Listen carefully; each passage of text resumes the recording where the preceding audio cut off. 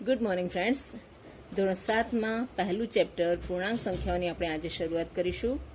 સૌ પ્રથમ આપણે એન એટલે કે જેને આપણે ગણતરીની સંખ્યા અને પ્રાકૃતિક સંખ્યા કહીએ છીએ, ઇંગ્લિશમાં નેચરલ નંબર્સ કહેવાય છે. નેચરલનો એન સિલેક્ટ કરીને આપણે એન એટલે કે પ્રાકૃતિક સંખ્યાનો ગણ કંઈક આવી રીતે તૈયાર થશે.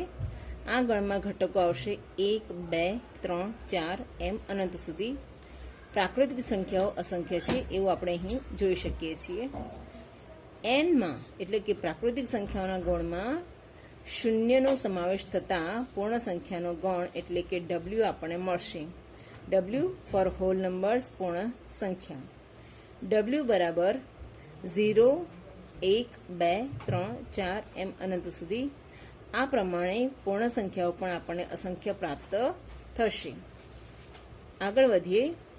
પૂર્ણ સંખ્યાઓ ડબલ્યુમાં ઋણ પૂર્ણાંકનો સમાવેશ થશે ત્યારે તે ઇન્ટીજર્સ આઈ ફોર ઇન્ટીજર્સ બની જશે, જેનો ગણ આવી રીતે તૈયાર થશે. અપ ટુ -3, -2, -1, 0, 1, 2, 3 અપ ટુ એવો ગણ મળશે જે પૂર્ણાંક સંખ્યા ઇન્ટીજર્સ કહેવાય છે. ઋણ પૂર્ણાંકો એટલે કે -3, -2, -1 અપ ટુ ધન પૂર્ણાંકો એટલે કે 1, 2, 3 અપ ટુ. આ ઋણ પૂર્ણાંકો અને ધન પૂર્ણાંકોની ઓળખ છે આ જે ગણ પૈકી. હવે 0 એ એવો પૂર્ણાંક છે જે ધન પણ નથી કે ઋણ પણ નથી. જેમ પ્રાકૃતિક સંખ્યાઓ અને પૂર્ણ સંખ્યાઓ અસંખ્ય છે તે જ રીતે પૂર્ણાંક સંખ્યાઓ પણ અસંખ્ય છે, જેમાં 0 એ ધન પણ નથી અને ઋણ પણ નથી. તેઓ તટસ્થ એટલે કે વિશિષ્ટ પૂર્ણાંક છે. પૂર્ણાંક સંખ્યાઓને આપણે નીચે મુજબની સંખ્યા રેખા પર દર્શાવી શકીએ છીએ. આ સંખ્યા રેખા તરફ ધ્યાન આપો. અહીં મધ્યમાં શૂન્યને દર્શાવેલું છે. શૂન્યની જમણી તરફના તમામ પૂર્ણાંકો ધન પૂર્ણાંકો છે. શૂન્યથી જમણી તરફ જતા 1, 2, 3, 4, 5, 6, 7 એમ અનંત સુધી સરખા અંતરે આવેલા ધન પૂર્ણાંકો છે. તે જ રીતે શૂન્યની ડાબી તરફ -1, -2, -3, -4, -5, -6, -7 એમ અનંત સુધી ડાબી તરફ સરખા અંતરે આવેલા ઋણ પૂર્ણાંકો દર્શાવે છે. અહીં એ વાતની ખાસ ધ્યાન રાખજો કે તમામ ધન પૂર્ણાંકો તે શૂન્ય કરતાં મોટા છે. તમામ ધન પૂર્ણાંકો એ શૂન્ય કરતાં પણ અને ઋણ પૂર્ણાંકો એટલે કે આ જેટલા પણ ઋણ પૂર્ણાંકો છે તેના કરતાં મોટું મૂલ્ય ધરાવે છે. શૂન્ય એ તમામ ઋણ પૂર્ણાંક કરતાં મોટું મૂલ્ય ધરાવે છે. આ બે મુદ્દાની તમારે ખાસ કાળજી રાખવાની છે. સંખ્યા રેખા પર જેમ જેમ આપણે જમણી તરફ જઈશું તેમ સંખ્યા મોટી થતી જાય છે. ધારો કે આપણે અહીં શૂન્ય પર છીએ. શૂન્યથી જમણી તરફ જઈએ તો 1, હજી જમણી તરફ જતાં 2 મોટી સંખ્યા મળી. હજી જમણી તરફ જતાં આપણને 3 એમ સ્ટેપ બાય સ્ટેપ આપણને મોટી સંખ્યા પ્રાપ્ત થતી જાય છે. તે જ રીતે ડાબી તરફ જતાં સંખ્યા રેખા ઉપર જ્યારે પણ આપણે ડાબી તરફ જઈએ છીએ ત્યારે આપણને જે પૂર્ણાંક મળતા જાય છે તે ઓછા મૂલ્યના પૂર્ણાંકો મળતા જશે. ધારો કે અહીં શૂન્યની ડાબી બાજુ -1 છે જે શૂન્ય કરતાં નાના છે. -2 એ -1 કરતાં નાના કહેવાય. -3 એ -2 કરતાં નાના કહેવાય. આ રીતે જેમ જેમ આપણે ડાબી તરફ જઈશું તેમ તેમ પૂર્ણાંકોનું વેલ્યુ એમનું જે મૂલ્ય છે એ ઘટતું જશે. અહીં એક સંખ્યા રેખા દર્શાવેલી છે અને પ્રશ્ન છે નીચે આપેલ સંખ્યા રેખા પર પૂર્ણાંક સંખ્યાઓ દર્શાવેલી છે A, B, C, D, E, F, G, H, I, J, K, L, M, N, O. તેમાં E માટે -3 અને F માટે -2 દર્શાવેલ છે. -3 અને -2 ને ક્રમશઃ E અને F પર અંકિત કરેલા આપણે જોઈ શકીએ છીએ. E માટે -3 છે અને F માટે -2 છે. હવે આપણી પાસે પૂર્ણાંક સંખ્યાઓ બી, ડી, એચ, જે, એમ અને ઓ વડે કઈ પૂર્ણાંક સંખ્યાઓ દર્શાવાશે? તો તે પૂર્ણાંક સંખ્યાઓ આપણે અહીં વિચારીશું. આપણે જવાબ માટે આ પૂર્ણાંક સંખ્યા આ એક સંખ્યા રેખાની રચના કરી છે, જેમાં આ મૂળાક્ષરો આપણે સરખા અંતરે દર્શાવ્યા છે અને ઈ સાથે સુસંગત -3, એફ સાથે સુસંગત -2 આપણે લખ્યા. ત્યારબાદ આગળ જે આપણે સંખ્યા રેખાની ગાઈડલાઈન મેળવી તેના આધારે અહીં બીજા પૂર્ણાંકો આપણે બેસાડીશું. -2 થી જમણી તરફ -1, 0, 1, 2, 3, 4, 5, 6, 7 એમ અનુક્રમે આપણને પૂર્ણાંકો મળશે. તેવી જ રીતે ઈ માટે સુસંગત -3ની ડાબી બાજુ આપણને -4, -5, -6 અને -7 પ્રાપ્ત થશે. હવે આપણને મૂળાક્ષર બી, ડી, એચ, જે, એમ અને ઓ માટે પૂર્ણાંક પૂછવામાં આવ્યો છે. આપણે અહીં દર્શાવીશું મૂળાક્ષર અને સામે જવાબ માટે પૂર્ણાંક સંખ્યા લખીશું. બી માટે સુસંગત સંખ્યા આપણને મળશે -6, તો આપણે બીની સામે -6 લખવાના રહેશે. ડી માટે સુસંગત સંખ્યા આપણને -4 મળે છે, જેને આપણે હાઇલાઇટ કરતા જઈશું. અહીં બી માટે સુસંગત -6 માટે હાઇલાઇટ કરીશું. ડી માટે -4 મળે છે, તો આપણે ડીની સામે -4 લખીશું. ત્યારબાદ એચ માટે સુસંગત સંખ્યા આપણને સુસંગત પૂર્ણાંક આપણને 0 પ્રાપ્ત થાય છે, તેથી એચની સામે 0 લખવું. જે સાથે સુસંગત સંખ્યા 2 મળે છે, એમ સાથે સુસંગત સંખ્યા 5 મળે છે અને ઓ સાથે સુસંગત સંખ્યા સુસંગત પૂર્ણાંક આપણને 7 મળે છે. આ રીતે આપણે પહેલા પ્રશ્નનો જવાબ આપી શકીશું. અહીં આ જે સંખ્યા રેખા છે તેમાં ક્રમશઃ જમણી બાજુ મોટા પૂર્ણાંકો લેતા ગયા છીએ અને ડાબી બાજુ નાના પૂર્ણાંકો લેતા ગયા છે, એટલે કંઈક આવી સંખ્યા રેખાની રચના થઈ. આપણને જે મૂળાક્ષરો પૂછવામાં આવ્યા છે તેના સુસંગત પૂર્ણાંકોને આપણે હાઇલાઇટ પણ કર્યા અને આ રીતે એક લિસ્ટ આપણે મૂળાક્ષરોનું અને સામે બંધ બેસતા પૂર્ણાંકોનું આપણે મેળવ્યું. પ્રશ્ન 2, 7, -5, 4, 0 અને -4ને ચડતા ક્રમમાં ગોઠવી તેને સંખ્યા રેખા પર દર્શાવીને તમારો જવાબ ચકાસો. ઉતરતો ક્રમ પણ ચકાસો.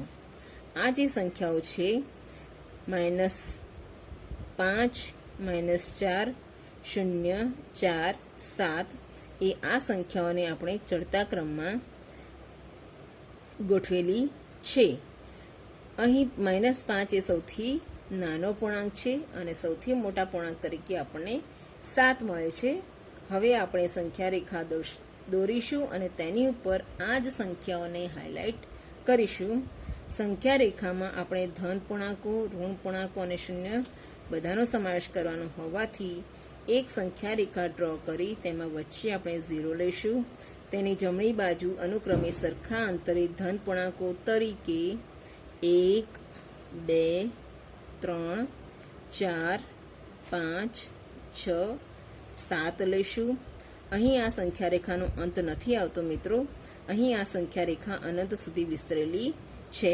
તે જ રીતે 0ની ડાબી બાજુએ ક્રમશઃ ઉતરતા ક્રમમાં ઋણ પૂર્ણાંકો આપણે દર્શાવીશું, જેમાં આવશે -1, -2, -3, -4, -5, -6 અને -7 એમ અનંત સુધી. અહીં આ જે પૂર્ણાંકો છે તેને આપણે સરખા અંતરે દર્શાવીશું. હવે આ સંખ્યાઓને આપણે સંખ્યા રેખા ઉપર હાઇલાઇટ કરીશું.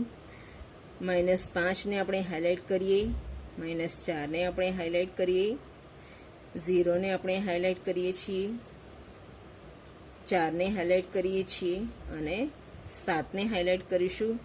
અહીં આ જે નિશાની કરી છે એ હાઇલાઇટ કરેલી સંખ્યાઓ દર્શાવે છે. હવે આપણે જ્યારે સંખ્યા રેખા ઉપર જેમ જેમ જમણી બાજુએ જઈએ છીએ તેમ તેમ મોટી સંખ્યા મળે છે તે વાત કરી. તે કોન્સેપ્ટના આધારે આપણને ચડતો ક્રમ મળશે -5, -4, 0, 4, 7 અને ઉતરતો ક્રમ આપણને પ્રાપ્ત થાય છે. એના માટે આપણે સંખ્યા રેખા પર ડાબી બાજુ જવું પડશે. સૌથી મોટો પૂર્ણાંક 7થી શરૂ કરીને, એટલે સૌથી મોટો પૂર્ણાંક 7, ત્યારબાદ 4, તેનાથી નાનો પૂર્ણાંક 0, તેનાથી નાનો પૂર્ણાંક -4 અને સૌથી નાનો પૂર્ણાંક -5. આ રીતે આપણને આપેલી સંખ્યાનો ઉતરતો ક્રમ પ્રાપ્ત થશે. હવે તેના પછીની એક પેટર્ન છે. આ પેટર્ન આપણે કમ્પ્લીટ કરવાની છે. પેટર્નને તમે જોશો એટલે તરત તમને ખ્યાલ આવશે. 7 પછી 3 છે, ત્યારબાદ -1, -5. જ્યારે પણ તમારે પેટર્ન સોલ્વ કરવાની હોય ત્યારે તમારે જે તે બે અંકો વચ્ચેનું અંતર ચકાસવું જોઈએ, જેથી તમને પેટર્નની ટેકનિક તમે સમજી શકો. અહીં 7 પછી 3 લખેલા છે, એટલે કે 7માંથી આપણે જ્યારે 4 બાદ કરી છે ત્યારે આપણને 3 મળે છે. તે જ રીતે 3માંથી જ્યારે ફરી પાછા આપણે 4 બાદ કરીશું ત્યારે આપણને -1 મળશે. જુઓ મિત્રો, 4માંથી આપણે 3 બાદ કરીએ ત્યારે આપણને ધન પૂર્ણાંક તરીકે 1 મળશે, પરંતુ 3માંથી 4 બાદ કરતી વખતે, એટલે કે નાના પૂર્ણાંકમાંથી મોટો પૂર્ણાંક બાદ કરતી વખતે આપણને જવાબમાં ઋણ પૂર્ણાંક મળે છે. એટલે 3માંથી 4 બાદ કરતા -1, -1માંથી 4 બાદ કરતા -5, -5માં 4 બાદ કરતા -9, એમ ક્રમશઃ આપણને -13 અને -17 મળશે. આ જ રીતે તમારે આ બીજી 3 પેટર્ન તમારે તમારી રીતે સમજીને સોલ્વ કરવાની છે. તમારે ખાસ ધ્યાન રાખવાનું છે કે તે જે પણ બે અંકો આપેલા છે તે બે વચ્ચે કેટલું અંતર છે, તમારે શું બાદ કરવાના છે કે ઉમેરવાના છે, કેટલો અંક બાદ કરવો કે કેટલો અંક ઉમેરવો, તે નક્કી કર્યા બાદ તમે આ પેટર્નને પૂર્ણ કરી શકશો. હવે આપણે સ્વાધ્યાય તરફ જઈશું. અહીં સ્વાધ્યાય 1.1ના પ્રશ્ન 1માં જે સૂચના આપી છે તે આપણે વાંચીએ. આપેલ સંખ્યા રેખા પર કોઈ એક દિવસના જુદા જુદા સ્થળોના તાપમાન ડિગ્રી સેલ્સિયસ એટલે કે અંશ સેલ્સિયસ વડે દર્શાવવામાં આવ્યા છે. આ છે એક સંખ્યા રેખા. અહીં 0, 5, 10, 15, 20, 25 એમ જમણી બાજુના પૂર્ણાંકો છે, તાપમાન દર્શાવે છે. અને 0થી ડાબી બાજુએ -5, -10 એમ ઋણ પૂર્ણાંકો તે તાપમાન દર્શાવે છે. ત્યારબાદ અહીં આ જે છે શહેરોના નામ પણ આપણી પાસે દર્શાવેલા છે, સ્થળોના નામ છે. પ્રશ્ન જોઈએ આપણે. આ સંખ્યા રેખાઓને જુઓ અને તેના પર દર્શાવેલ સ્થળોના તાપમાન લખો. આપણે સંખ્યા રેખાનું અવલોકન કરતા જઈશું અને તે સ્થળ માટેનું તાપમાન અહીં નોંધતા જઈશું. પહેલું જ છે લાહોલ સ્પીતિ.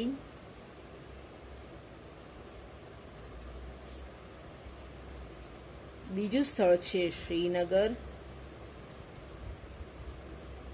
ત્રીજું સ્થળ છે શિમલા. ત્યારબાદ ઊટી અને ત્યારબાદ બેંગલુરુ. આ સ્થળોનું તાપમાન આપણે સંખ્યા રેખાના અવલોકનના આધારે લખવાનું છે. અહીં લાહોલ સ્પીતિ માટે તાપમાન કેટલું મળે છે તે જોઈશું આપણે. અહીં -5 છે, તેથી આ -6 થશે. -7 અને લાહોલ સ્પીતિ માટેનું તાપમાન આપણને મળશે -8 ડિગ્રી સેલ્સિયસ. કેટલું મળશે? -6, -7 અને -8. -8 એ લાહોલ સ્પીતિ દર્શાવેલું છે, તેથી લાહોલ સ્પીતિનું તાપમાન થશે -8 ડિગ્રી સેલ્સિયસ. ત્યારબાદ શ્રીનગરનું તાપમાન અહીં 0 દર્શાવેલ છે, 0થી ડાબી તરફ -1, -2, એટલે કે શ્રીનગરનું તાપમાન થશે -2 ડિગ્રી સેલ્સિયસ. શિમલા માટે જોઈએ. શિમલાનું તાપમાન 5 ઉપર છે, તેથી શિમલાનું તાપમાન તે પણ ધન પૂર્ણાંક છે, તેથી શિમલાનું તાપમાન ઋણ નિશાની સાથે નહીં પરંતુ એમ જ દર્શાવાશે. આપણે ધન પૂર્ણાંક માટે કોઈ નિશાની દર્શાવવાની જરૂર નથી. ઊટી માટે અહીં તમે જોઈ શકો છો 10 પછી 11, 12, 13 અને 14 સેલ્સિયસ આપણને તાપમાન મળે છે ઊટીનું. બેંગલુરુ માટે આપણે જોઈશું, સંખ્યા રેખાનું અવલોકન કરીશું. અહીં 20, ત્યારબાદ 21 અને 22 અંશ સેલ્સિયસ, એટલે આપણને 22 અંશ સેલ્સિયસ તાપમાન અહીં પ્રાપ્ત થાય છે. હવે બીજો પ્રશ્ન અહીં આપેલો છે. ઉપર આપેલ સ્થળોના તાપમાનમાં સૌથી ગરમ અને સૌથી ઠંડા સ્થળોના તાપમાનમાં શું તફાવત છે? આપણે અહીં દર્શાવવાનું છે સૌથી ગરમ સ્થળ કયું છે. તો સૌથી ગરમ સ્થળ તરીકે આપણને બેંગલુરુ માટે 22 અંશ સેલ્સિયસ તાપમાન મળ્યું અને સૌથી ઠંડા સ્થળ તરીકે આપણને લાહોલ સ્પીતિ મળે છે, જેનું તાપમાન -8 ડિગ્રી સેલ્સિયસ છે. આપણે આ બંને સ્થળોના તાપમાનનો તફાવત મેળવવાનો છે. તફાવત આપણને આ રીતે મળશે. 22 માંથી આપણે -8 અંશ સેલ્સિયસ બાદ કરવાના છે. જ્યારે માઇનસ અને માઇનસ પાસે હોય ત્યારે માઇનસ માઇનસ પ્લસ થઈ જતા 22 અને 8 30 અંશ સેલ્સિયસ તાપમાન આપણને તફાવતમાં મળશે. અહીં આપણે લખી શકીશું કે સૌથી ગરમ અને સૌથી ઠંડા સ્થળોના તાપમાનમાં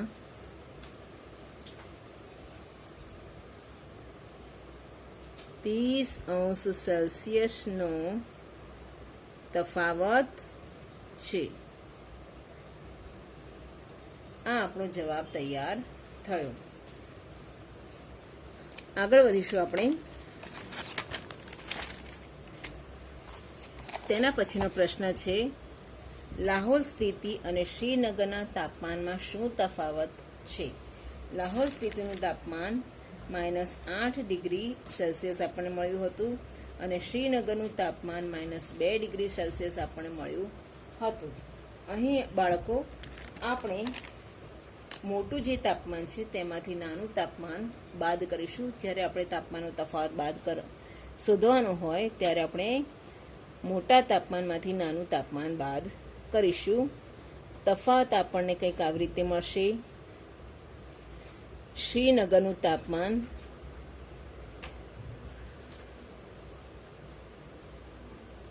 તાપમાન વધુ છે, તેથી આપણે તેને આગળ લખીશું અને તેમાંથી લાહોલ સ્પીતિનું તાપમાન આપણે બાદ કરીશું.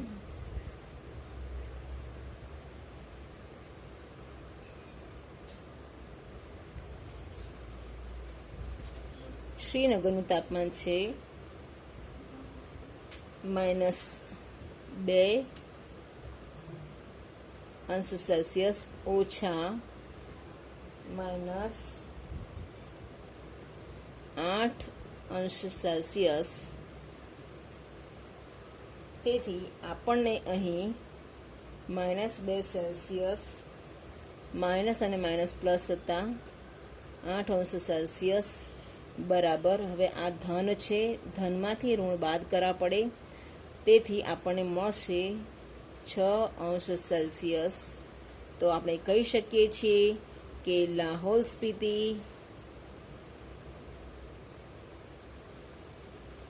અને શ્રીનગરના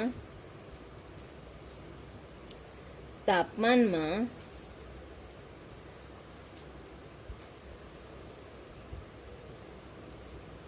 છ અંશ સેલ્સિયસનો તફાવત છે.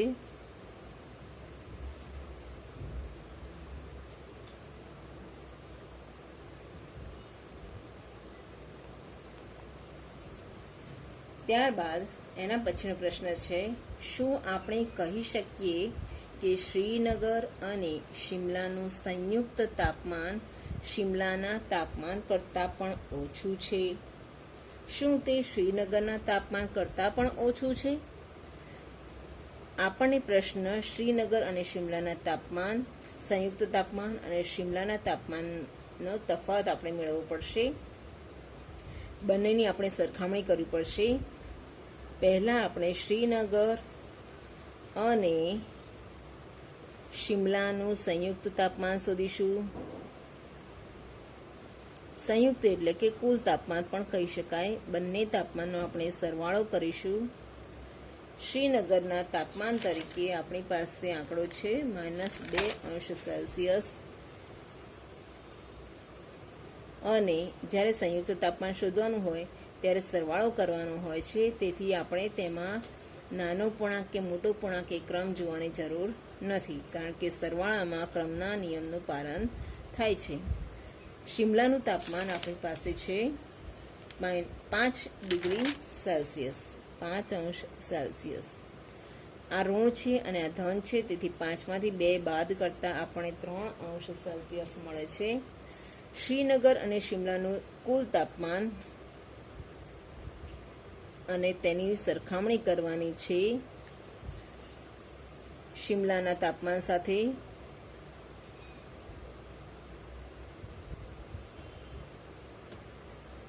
તમે જોઈ શકો છો અહીંયા કે શ્રીનગર અને શિમલાનું કુલ તાપમાન છે 3°C, અને ફક્ત શિમલાનું તાપમાન જોઈશું તો આપણી પાસે 5°C છે. તેથી કહી શકીએ કે હા, શ્રીનગર અને શિમલાનું સંયુક્ત તાપમાન શિમલાના તાપમાન કરતાં પણ ઓછું છે, અને અહીંયા સિમ્બોલ આવશે લેસ ધેનનો. બંનેનું સંયુક્ત તાપમાન એ શિમલાના તાપમાન કરતાં ઓછું છે. આ છે 3°C અને આ શિમલાનું તાપમાન છે 5°C. માટે કહી શકાય કે હા, કુલ તાપમાન એટલે કે સંયુક્ત તાપમાન એ શિમલાના તાપમાન કરતાં ઓછું છે. શિમલાના તાપમાન કરતાં ઓછું છે.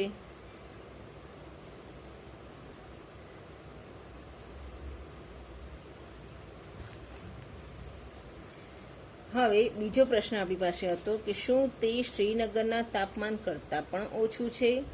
અહીં કુલ તાપમાનની સરખામણી આપણે શ્રીનગરના તાપમાન સાથે કરીશું.